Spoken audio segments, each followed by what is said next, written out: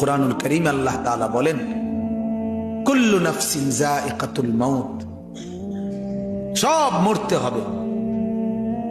আল্লাহ বলেন এটা কোনো সাংঘাতিক কথা না, এটা মনে রাখবেন, এটা কোনো সাংঘাতিক কোনো কথাই না যে সবাই মরতে হবে। এটা আশ্চর্য কোনো কথাই না, এটা তো একটা কমন কথা। এটা আমি ছোট থাকতে ধরেই দেখতে আছি মরতে আছে, তো আমিও মরুম কি হইছে? আল্লাহ বলে বান্দা এর পরেরটা হইলো আসল কথা, ইন্নামা তুওয়াফাউনা উজুরাকুম ইয়াউমাল কিয়ামা।